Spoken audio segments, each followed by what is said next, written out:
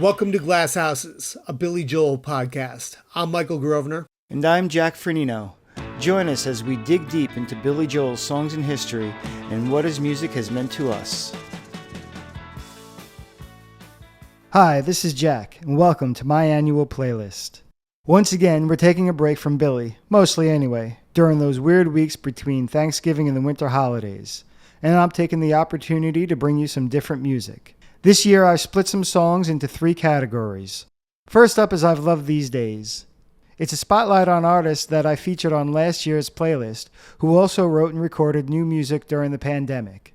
I chose the title because that was the song I thought of as the pandemic first settled in, and I guess it's also an ironic way to look back at 2020 and most of 2021.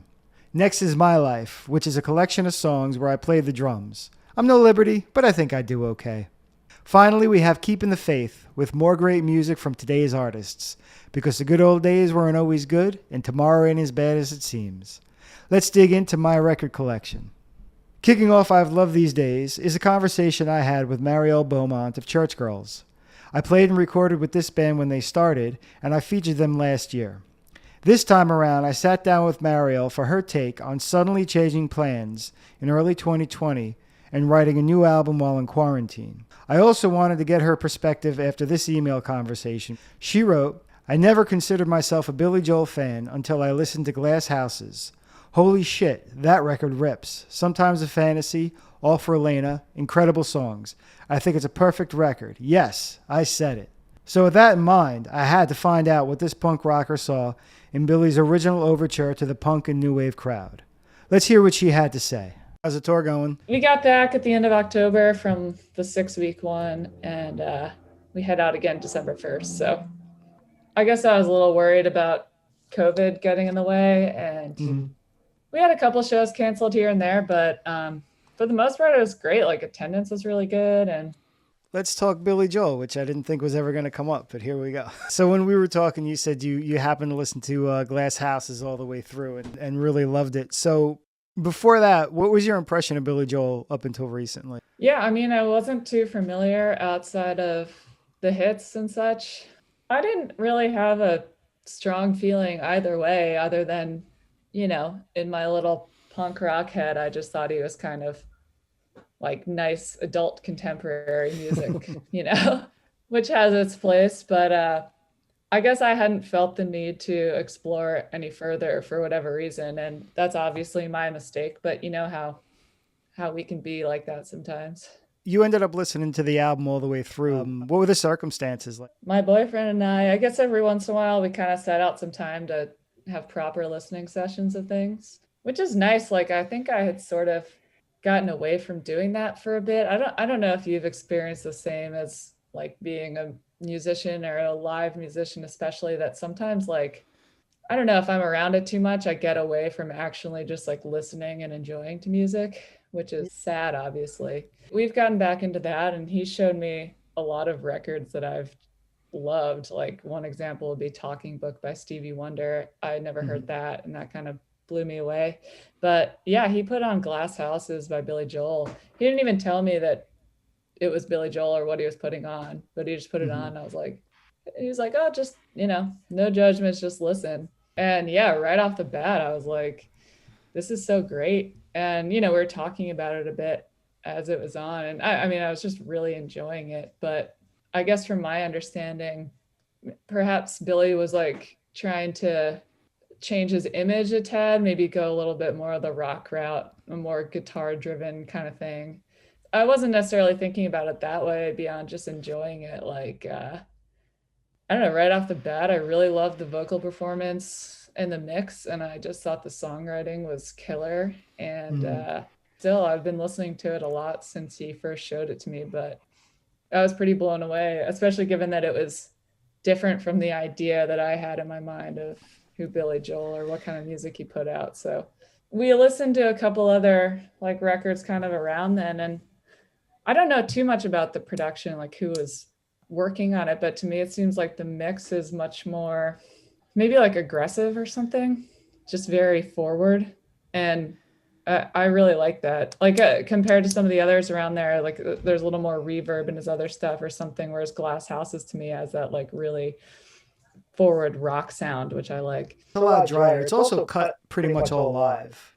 Well, I'm just like, I think the vocal performance for him on that is the draw of it. I mean, there's so much about it, which is just the songwriting and the melodies and the arrangements are killer, but I'm always blown away by his vocals on that record. Well, it was the only one that's like just the core band. Like all the other albums, they either had a session guitarist or there were other people on it. And that was the only one that was like just those guys playing live in the studio kind of thing. So was that the band that he toured with, or what do you, when you say core band, like what does that mean exactly with? Oh, yeah. I'm too far in the hole. I assume everybody No, knows, I'm so out of the hole. Tell me everything. Yeah. So he used session musicians for his first 3 albums, and then he was sick of it because he was out in California and he didn't like it. So for Turnstiles, which is the one with like Say Goodbye to Hollywood and New York State of Mind, he convinced the record company to let him use his new touring band, and they were all guys from Long Island. They were on that album, and then The Stranger and 52nd Street, they had some session guitarists come in for those. So when Glass Houses came around, it was the one where like it was just the main touring unit the whole time. So from like Turnstiles around then on, it was just like kind of the same 5 or 6 guys all the time. Everything he did from like Turnstiles on, they had to find ways to like, they had like glass enclosures for the piano because he had to cut the vocals while he was playing the piano. So like to get rid of bleed, they would like find these ways to isolate it all. We found out that the way they would record it was they would come up with the arrangement, they would record the whole thing, and he would sing like just bullshit lyrics, right? And then he would go home, he would write the lyrics, and even though they had a keep or take, they would re-record the entire track like all over again just so they could play it to the lyrics like every single time. There's something to touring with your band and playing live every night. You get this sort of tightness that you can't replicate elsewhere, and you start being able to sort of read where the other ones are going. It becomes this I don't know, intuitive thing.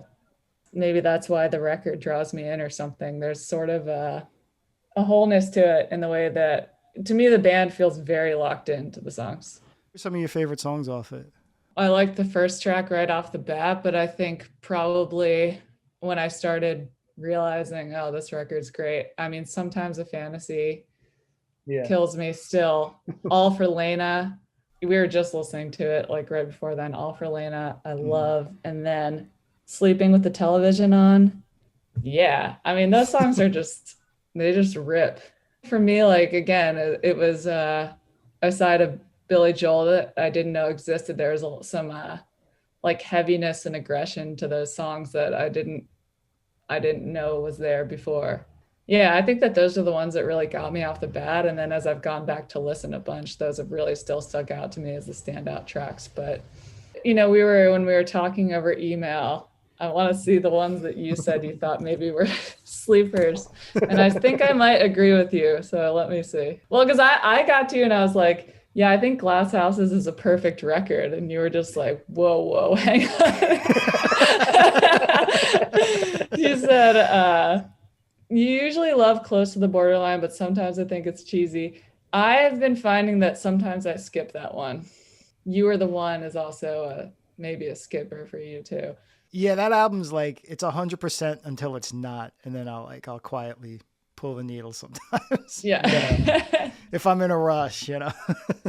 Yeah, exactly. Yeah, I mean, it's definitely one you can listen to all the way through, but there are some that are better than others, I suppose. I came up with this theory because the other thing about Billy Joel is that he loves to do impressions. Like if you ever listen to old bootlegs, he'll just pretend he's Joe Cocker for a minute. There's like a Halloween show where he does like half a Springsteen song and he'll do that kind of thing. My theory for Sometimes a Fantasy is that he's being Elvis Presley in the verses and then Elvis Costello in the choruses. Yeah, I mean, I think that, you know, when I was talking earlier about vocal performances, that he has sort of a lot of different characters in his repertoire that they all come out on that. And I think that I've been talking to my boyfriend about this, as he's a producer as well. And like, that's something that he practiced a lot with vocals, is kind of like putting on different characters, you know, not necessarily so that you can use them, but just kind of practicing getting into like another mindset, or trying to be David Bowie for a song or something like that, and that can kind of expand way that can be useful. And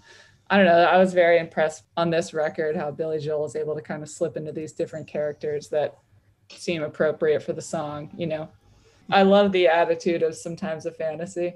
Have you found the video for that one yet? It's worth checking out. It's interesting. All Billy right. had like a real love-hate relationship with videos, and they put him in a couple like real high concept ones. Which he's just so awkward in them, but we get a kick out of him. Yeah, it's funny kind of watching music videos from, the 70s or the early 80s when they were just kind of making weird promo things. Like Yeah. I saw this one Van Halen video. I forget what song it's for, but it's like they're just dressed up in like silly outfits, like real pantses where you can see the bulges and whatnot, and they're just kind of standing by some weird site in Europe or something, and like Air playing guitar and like whatever. And you're like, yeah, it's just their manager was probably like, hey, we gotta just film a short like stupid promo thing here and whatever. So it's kind of funny to see like music videos from pre-Thriller what they were. I was watching this one guy on YouTube. He was talking about Hey Mickey and how it's just all the cheerleader stuff, and he kind of pointed out that there was that moment when MTV first hit that there were actually like a lot of weird high concept videos before they sort of settled into just pushing bands with images, but like all like the Devo videos and like even Hey Mickey, where it was just like cheerleaders for no other reason that the woman was a choreographer. Tell me about the Still Blooms. When did the album come out?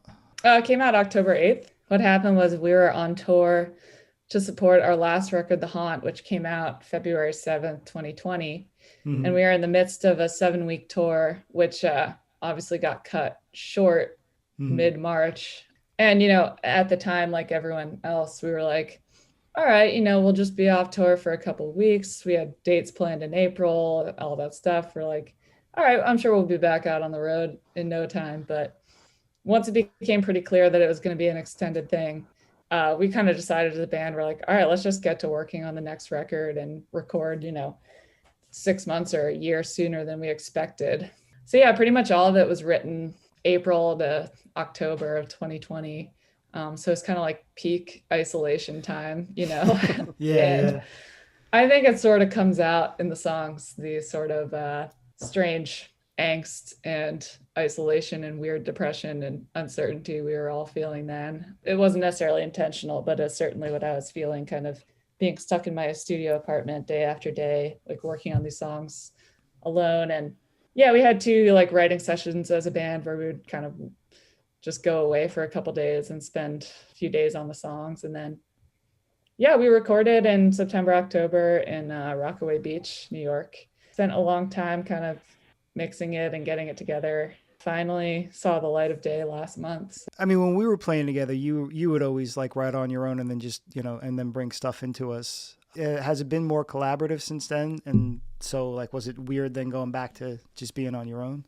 One thing, our guitar player, Mitchell, he contributed a lot to this record, and he sent me like 30 kind of fully tracked instrumental demos, or sometimes it was just a riff or an idea. And so I was going through those kind of when I was having trouble either coming up with stuff or whatever, or I'd be listening to them and kind of put one aside as like, okay, yeah, I definitely want to write to this. So 4 of the songs are true co-writes between Mitchell and I, where he kind of like wrote the instrumentals and then I was tracking stuff to it and sending it back, and then he was changing stuff and sending it back.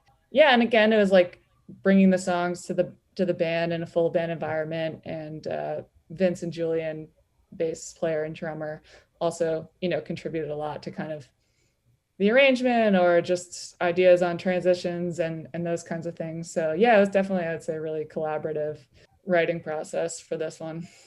Were you road testing a lot of stuff before the pandemic, like as you were writing other albums? Definitely not for this one, because we had just come out with a new record that we were like touring on, that we were playing all the songs from that. I feel like that record didn't get like the full chance that it could have had, because it kind of died right away in the pandemic. And then as soon as we started touring again, we had this new record and we started playing all, mostly songs from that.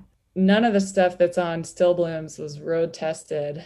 We did a little bit of that for the last record. And I think that we probably will for the next one too. Because I do think that there's something to testing stuff out in front of a live crowd, and you can start to maybe get a better feel for the tempo of things. We found pretty often that we record stuff and then we start playing it live, and we find a tempo that maybe we feel a little bit better about, especially for playing live and things like that. So I do definitely think it's a great thing to kind of road test stuff before you record it. But in this case, we didn't have that opportunity, unfortunately. We had 5 weeks on the road before the pandemic hit. So I do think we were kind of coming off of that energy of knowing how we like things to sound live. And so I do think that was really helpful going to the next record. And I think that we're always thinking about making sure it's like playable live. Obviously we'll add some other elements to things, but I think in general, the production is relatively we like it to have sort of a live sound to it. So yeah, this one has like a real kind of mid-2000s melodic post-hardcore thing going on, which is like my favorite snooty genre to mention because it's so damn long. It's like, oh, it's melodic post-hardcore, But did you ever listen I think Metroplex was the big one in Philly at the time that were kind of... No, I've never heard of them. Yeah. Metroplex. Yeah. I like hearing what other people hear in our sound because it's usually something I've never listened to before. So it's like, oh, I think that the production we went after with this it doesn't necessarily sound like kind of all the other, or a lot of other maybe like pop punk or indie records out now. It has a little bit of that we always joke about that it has like a Nickelback snare on it, it's real. Which I know people like to hate on Nickelback, but man, the Mutt Lange production on some of those, the sounds they get are amazing. So we actually listened to some Nickelback while we were mixing to see what they had going on. And even we listened to a little bit of Paramore because, it's kind of hard to get female vocals and loud distorted guitars as they're all kind of existing in a similar frequency range. It can be hard to get certain female vocals to cut through. So Paramore, obviously, they do a great job of that kind of stuff. So yeah, we were listening to a lot of stuff just to see, how you can get the mix sounding right on. So listen to you're listening to Nickelback, you're listening to Billy Joel. Who would have thought? 2020 did weird things to people. It really did. Well, I've got my boyfriend to thank for that. Yeah, nice. Billy Joel and Nickelback.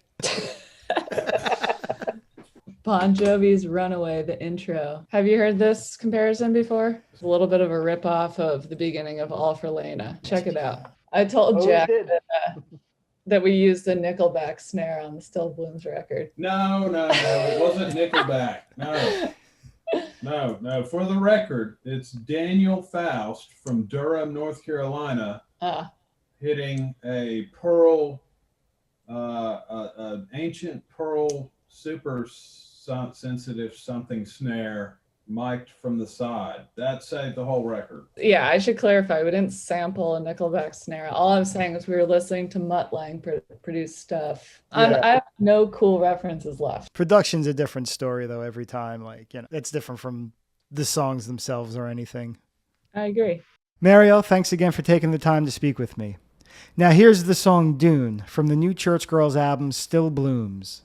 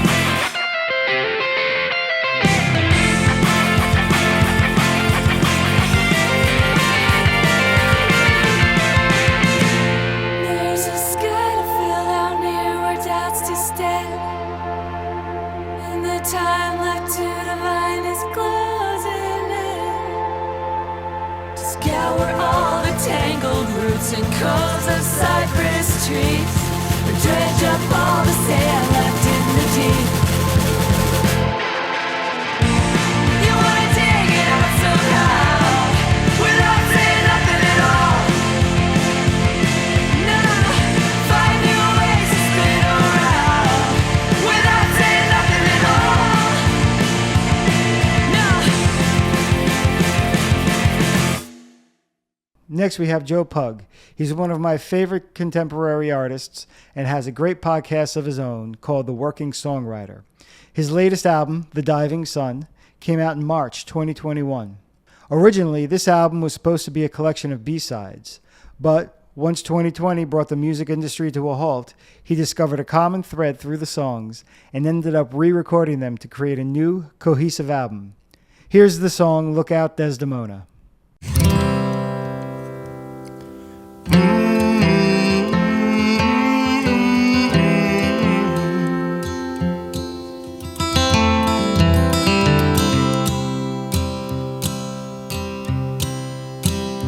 Do I know that face? Or is it just the light? Did I hold your hand in another life? I worn many coats just to brave the wild. I've been 1,000 men, been a single child.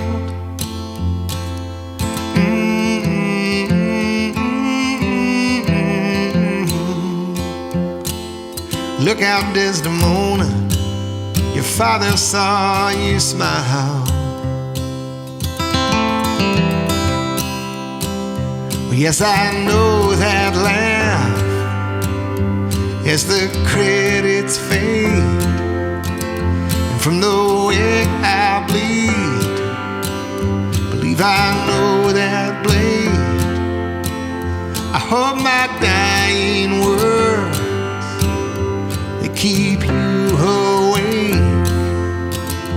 like a golden rule you just can't obey.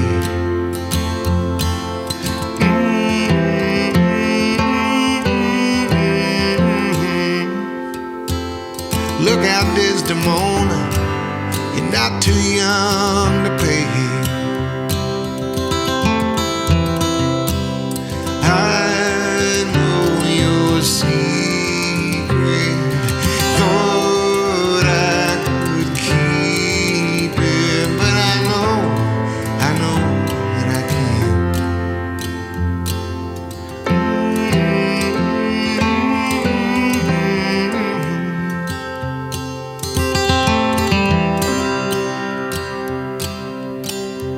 Do you see that moon?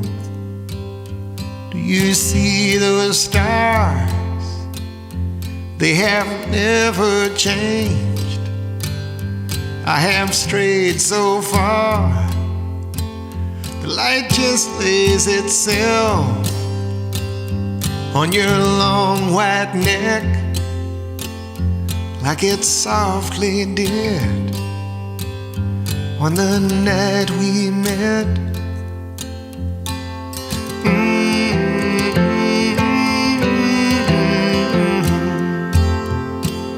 Look out, Desdemona, this is all we get.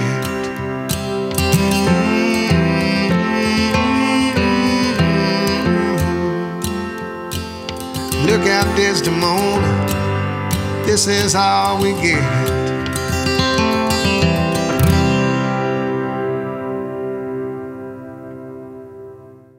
Now, the next two artists never shy away from politics and tackling contemporary topics, but we try to stay as politically agnostic as possible on our podcast. So I'm avoiding songs with any overt political overtones. What I will say about Carsie Blanton, however, is that she's this generation's Billy Bragg as far as I'm concerned. Her work seamlessly blends politics and love songs with some pop hooks and a whole bunch of kick. Accordingly, her album from this year is called Love and Rage. And with that in mind, I'd like to play two songs from it, All My Love and I Can't Wait to Break Your Heart.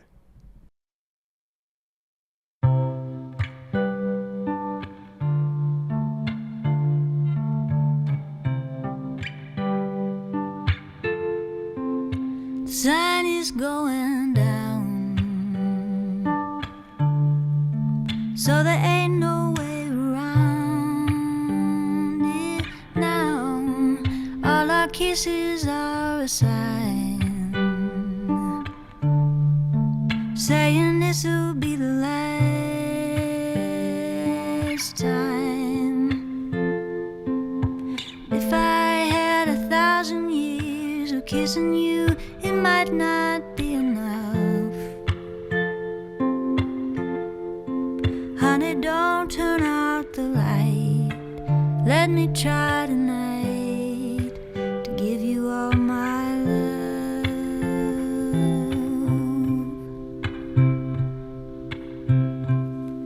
Now the moon is coming out,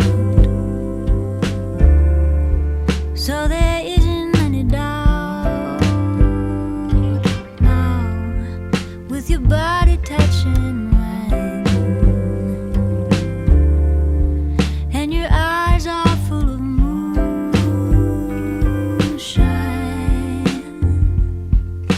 If I had 1,000 years to look at you, it might not be enough.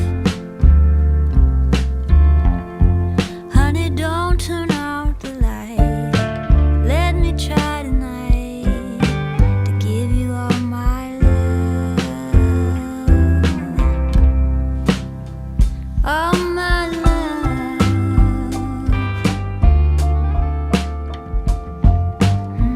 All my love, all my love, all my love, all my love. All my love.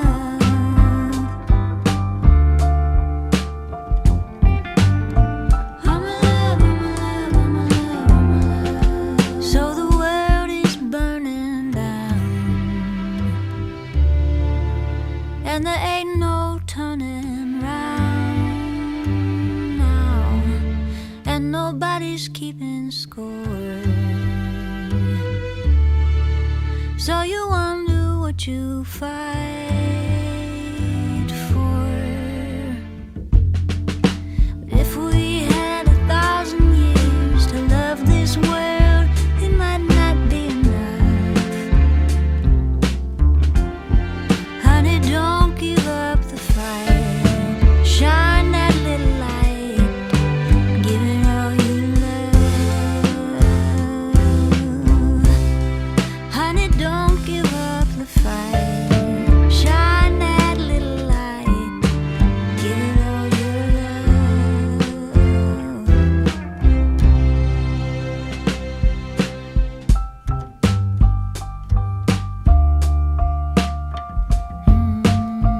All my love, all my love, all my love, all my love. All my love.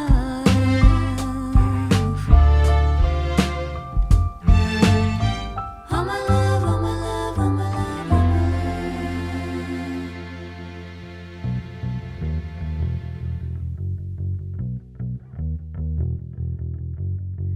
Back at that bar on Juliet, back when I hadn't met you yet, I saw you flick that cigarette. I knew what you were gonna get. You've got the devil in your smile. I know that swagger from a mile. You've had it coming for a while. I could give it to you.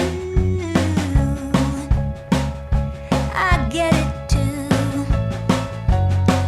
'Cause I can't wait to break your heart. Can't wait to break your heart. How it feels when it falls apart. Oh, honey, I can't wait to break your heart. You thought that love was something small. Frame it and hang it on the wall. Oh, how you love to watch them fall, laughing as they go down. But who's laughing now? But I can't wait to break your heart. Can't wait to break your heart.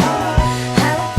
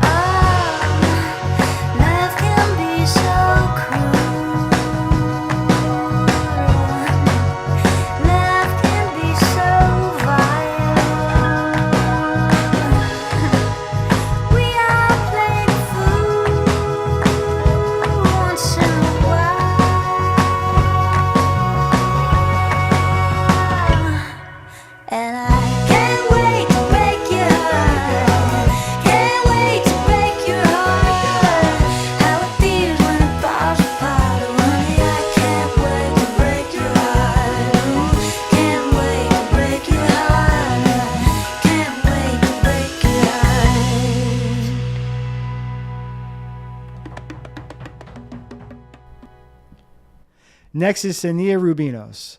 Of all the artists here, her new album, Una Rosa, feels the most like a quarantine project. Her previous 2 full-length releases were punky and organic. This one is more introspective and synth-driven, with plenty of layers and soundscaping. I also love the glimpse into her creative process and inspiration that we get in the liner notes. She writes, "I woke up every night at 4 a.m. and spent hours until dawn in the front room lying under our only window, looking up at the sky, dreaming with my eyes open, writing, waiting for the sun to rise." The song from this album is Working All the Time. It's particularly contemporary sounding, but listen closely, and you'll hear how it turns the whole modern hustle culture idea on its side.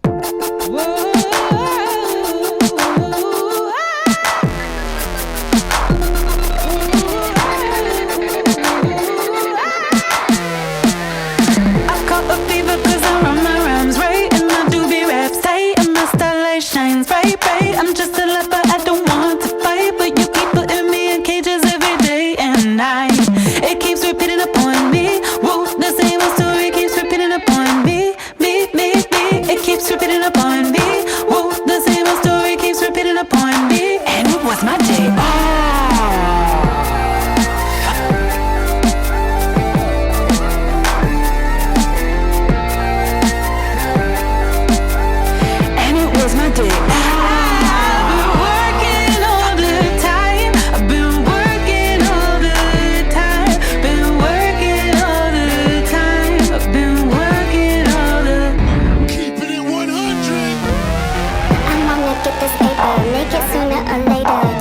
Keep me born busy or I'll be a danger. The truth is I'm a threat, and it's got you upset. Keep me in debt until the day I'm dead. It keeps repeating upon me. Whoa, the same old story keeps repeating upon me. Me. It keeps repeating upon me. Whoa, the same old story keeps repeating upon me. And it was my day.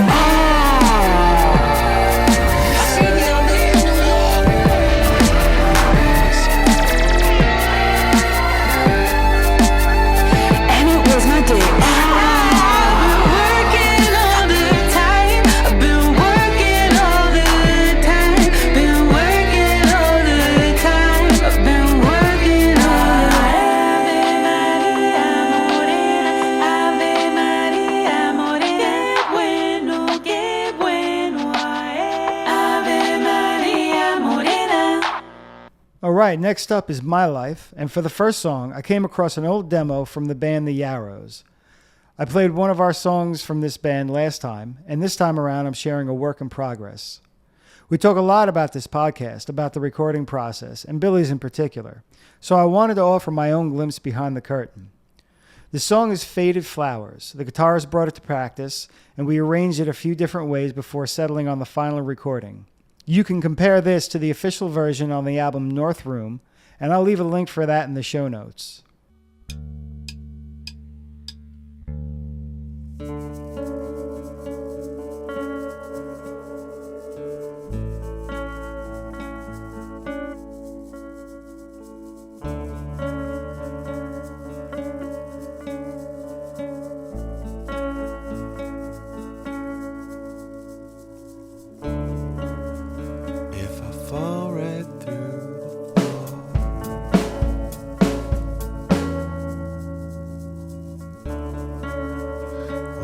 Fake my own survival.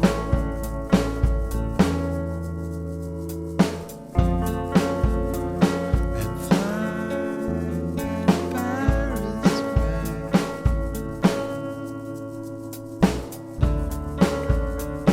And walk on cobblestones.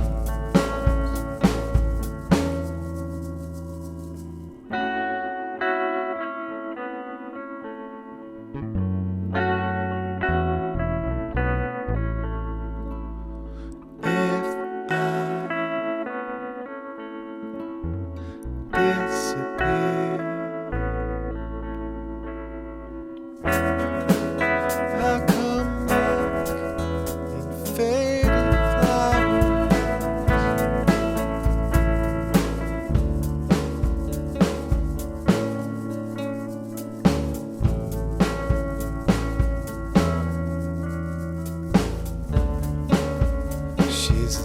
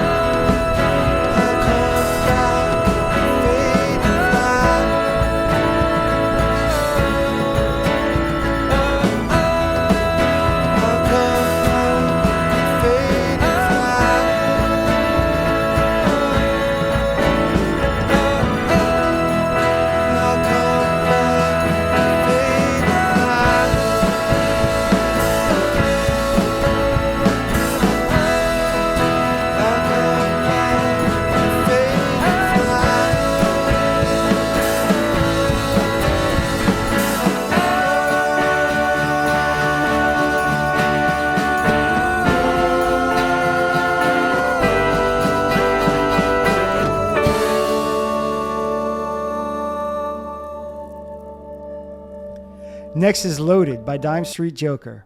This recording got me out of a funk 8 years ago. Back then I had decided I didn't deserve to be drumming and abruptly quit the 2 bands I was working with. Then I subbed for Dime Street and ended up in the studio with them. This song came out so easily and it was so fun that the next thing I knew I was back in the studio as much as possible.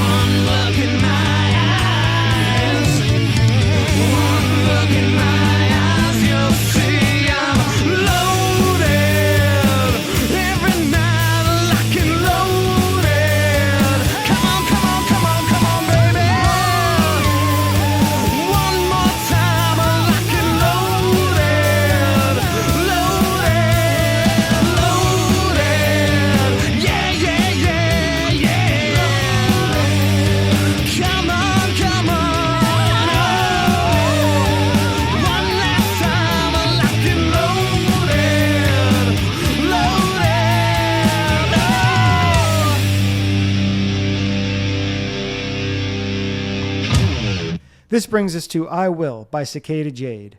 After Dime Street, I got a bunch of songwriters together, assembled a rhythm section, and booked a whole lot of time at that same studio where we recorded Loaded. The idea was to crank out 2 singles from each band. We came pretty close, and this was one of the best from those crazy few months.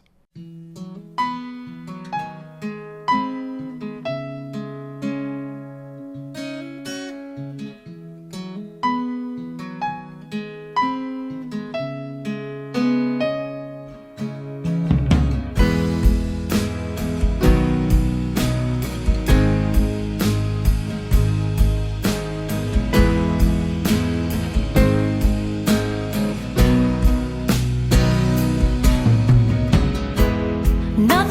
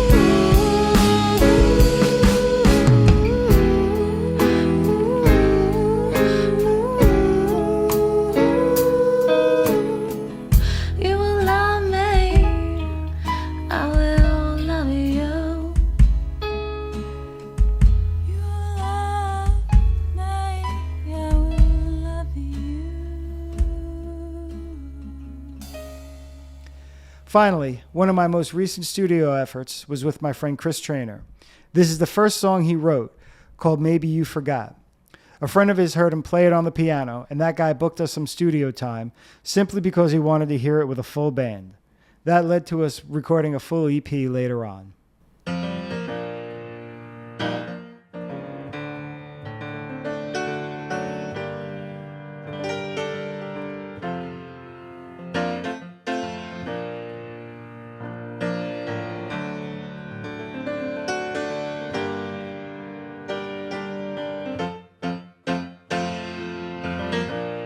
Thought of love was a beautiful thing till you cast me astray.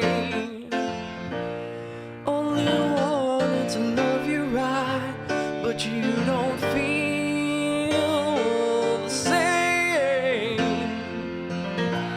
Tried to give you all I could, but I must walk away.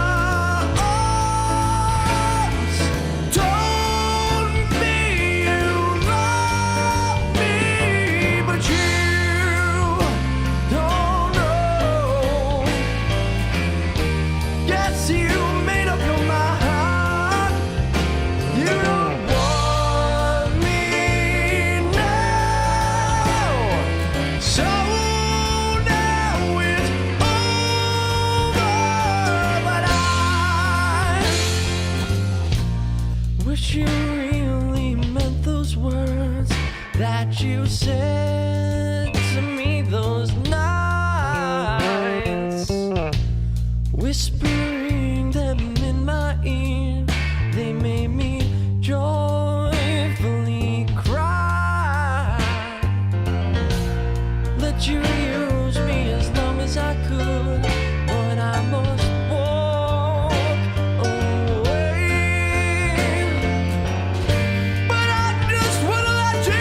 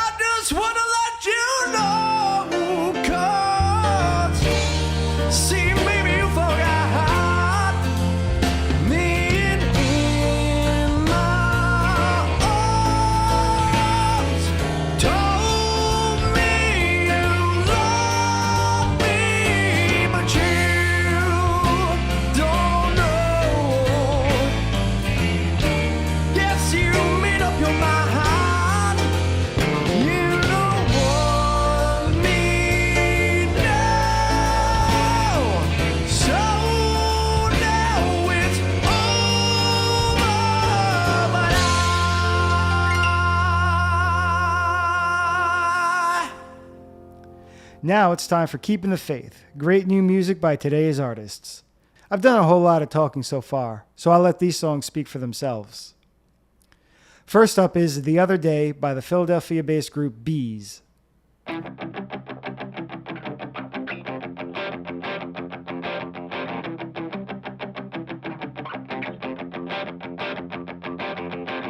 Don't know all the words to my favorite songs. Most times it helps me to sing along. I don't know how I got here. I left no crumbs. Sometimes you wander off.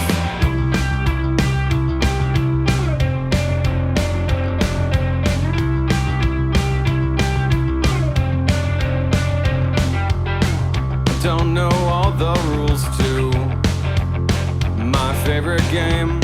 Most times it helps me to play along. I don't know how I got here. I left no crumbs. Sometimes you wander off without me.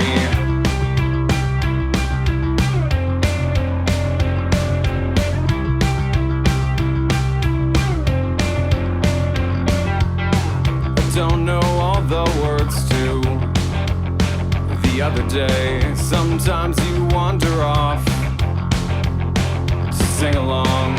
I don't know how I got here. I left no crumbs. Sometimes you wander off without me.